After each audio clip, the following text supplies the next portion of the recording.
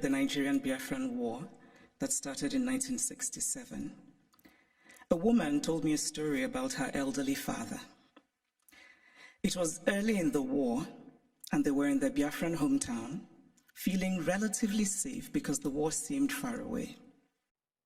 Chimamanda Adichie Ngozi.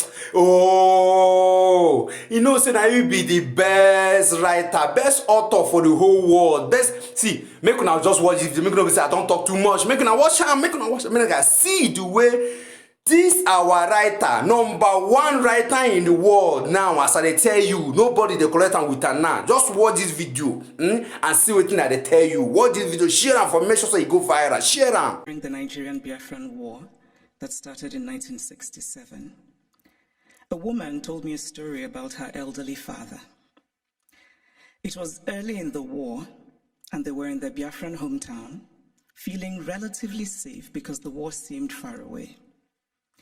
Then suddenly they heard the loud, terrifying sounds of bombing very close to them, and they knew that they had only minutes to leave their home and run into the interior for safety before the Nigerian soldiers arrived. The elderly father was a wealthy man, but the only thing he rushed to take with him was his ikenga, a piece of wood, a beautifully carved piece of wood. But it wasn't just a piece of wood. It was also the repository of spiritual meaning. The ikenga represented his chi, his personal spirit, as well as his ancestors, his guardian angels. I was struck by this story. This man, facing the possibility of never seeing his home again, chose the thing that mattered most to him. Of course, he cared about his material possessions, but he believed that those could eventually be replaced, while his ikenga was irreplaceable. There are ikengas in various museums all over the world today, and it is easy to forget as we stare and admire them behind cold and clinical glass barriers that these are objects that are religious, spiritual, sacred. Art lives in history, and history lives in art. Much of what we call African art are also documents that tell stories. Some are literal in their storytelling, like the beautifully ornate Benin stool that was sent to the Oba of Benin by his people when he was exiled by the British, and which he looked at and immediately could deduce from the carvings the state of his British plundered land. Other sculptures and carvings are more metaphorical. They speak to the dignity of a people, to their worldview, to their aspirations. Some of the early Christian missionaries across the African continent were very keen on destroying African art. Carved African deities, which they told the Africans were just magic. I cannot help but wryly wonder what could be more magical than the story of a man who dies and then magically rises again, a man who also manages to magically give his body as bread. And I say this, by the way, as a newly returned Roman Catholic. The point is that belief systems vary, and as long as they feed the spiritual needs of a people, they're valid. We cannot be dismissive of a belief system merely because it is unfamiliar to us, just as we cannot be dismissive of a history because we are uncomfortable with it. So I'd like to tell a small story about a Nigerian woman who's married to a Belgian and has lived in Belgium for many years. She said once that she was shocked that her son, while being taught Belgian history, was taught nothing about Congo. They teach my son in school that he must help the poor Africans, she said, but they don't teach him about what Belgium did in Congo. Now, if her son does not learn that the modern Congo state began 100 years ago as the personal property of a brutal Belgian king, who was desperate to get wealthy from ivory and rubber, if her son does not learn that the hands of Congolese people were chopped off with rusty axes for not producing enough resources to meet a king's greed, if her son does not learn that the Belgian government later ruled Congo with a deliberate emphasis on not producing an educated class, if this young Belgian boy knows nothing of these incidents, then at some point they will perhaps no longer have happened, because the past, after all, is the past, because we collectively acknowledge that it is so. It is not that Europe has denied its colonial history. That would be too crude. It is instead that Europe has developed a way of telling the story of its colonial history that ultimately seeks to erase that history.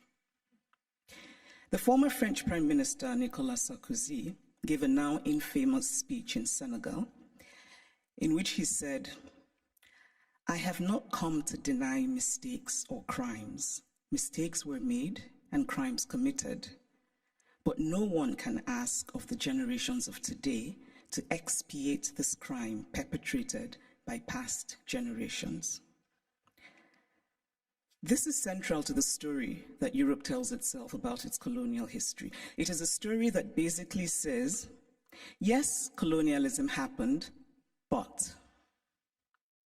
And whatever comes after the but is the focus of the story. What the focus on the but does is that it absolves. It frees Europe of responsibility, of a significant and traceable connection to the African present, and it allows Europe the glow of charity. But the truth is that the past does not merely tell us what happened yesterday, it also illuminates what happens today. If we acknowledge that present-day Europe is shaped by the Renaissance of 600 years ago, by the Enlightenment of 300 years ago, then surely we cannot say that what happened merely 100 years ago in Africa no longer matters. It matters. We are gathered today in this reconstructed palace, a beautiful place, but also a place that represents Germany's nostalgia for imperial times. When Kaiser William II lived here, German troops were killing children, women, and men in Southwest Africa. This building says that German history matters, even in a romanticized form. The history of Africa and Asia and Latin America must matter as well. We cannot pick and choose which histories and which points of view still matter, because to do this would be an ugly exercise of brute power. And speaking of power, here's a headline I just read in a German publication. The headline says, "Where do Africa's treasures belong?" Now imagine this headline differently. Imagine if it said, "Where do Germany's treasures belong?" It would be a redundant question, because of course, Germany's treasures belong in Germany. But the question would never even be asked, because there would be no circumstance in which it would be, because of power. And so it seems to me that what we are fundamentally grappling with in this space, in all of these questions about the Humboldt Forum, is power. Unequal power, how we navigate unequal power relations. And there's always been, to me, something shabby about unequal power relations. The victory feels colorless, almost unearned. So I spoke of Belgium and its colonial history, but what of Germany and its colonial history? Do school children here learn about Namibia, what was called the German Southwest Africa? Do school children know that 100,000 Herero people were murdered by the Germans? Do they know of the wells that were poisoned? Do they know of the women used as sex slaves and others as slaves in German camps? Do they know of the Nama people killed and of the Maji Maji revolt in German East Africa? And why should they know? Because to tell only one part of a story is essentially to lie. A story is true only when it is complete. Germany is Beethoven, and Germany is Bach, and Germany is also its colonial atrocities that have resulted in hundreds of African skulls being stored in the basement of museums here in Berlin, skulls of men whose spirits cannot be at rest, men who could well have been my great-grandfather had I happened to have been born in Eastern rather than Western Africa. It is only fair to fully own all of the stories of Germany. All countries have parts of their pasts that they're not proud of, that they would rather forget. But it takes courage to face those parts and bring in some light. And this is a time for courage. The courage to hear dissenting voices, such as those of the people who are outside right now protesting. They should be heard and included. They have valid concerns. The courage not merely to say, we take your criticism, but to follow it with action. The courage to say, we were wrong. The courage to say about art acquired illicitly, this is not ours. Tell us what to do with it. The courage to do provenance work and to actively use local knowledge. The courage to act and to act now and not become crippled by endless planning and endless talking. The courage to believe that it can be better. We cannot change the past, but we can change our blindness to the past. And why, by the way, is the term ethnological used for art from certain parts of the world and not art for other parts of the world? And then in discussing some of this art that we term ethnological, and I would argue that the language itself already suggests a hierarchy of value, when we talk about this art that was stolen, we're told that they cannot be returned to Africa, for example, because Africans will not take good care of them. It is not merely condescending to say, I cannot return what I stole from you because you will not take good care of it. It is also lacking in basic logic. Since when has the basis of ownership been taking good care of what is owned?